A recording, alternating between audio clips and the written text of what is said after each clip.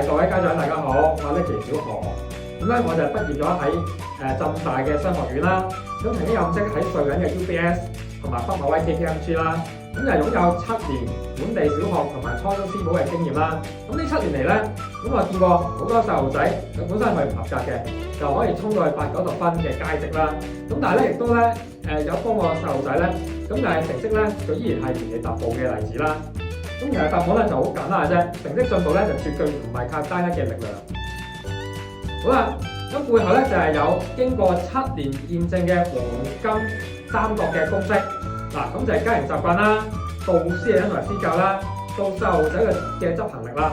咁呢3個角咧環環相扣咧，先能夠真正點燃咗細路仔嘅學習嘅動力。好啦。咁唔止係咁啦，咁當細路仔如果成績佢真係突飛猛進嗰陣咧，咁未來嗰5年到10年咧，咁面臨海外嘅留學啦，或者咧佢有高階嘅培訓嘅時候咧，咁我哋點樣可以幫個細路仔喺教育做好提前嘅部署咧？嗱，咁但係又唔會限制到佢哋嘅潛力喎。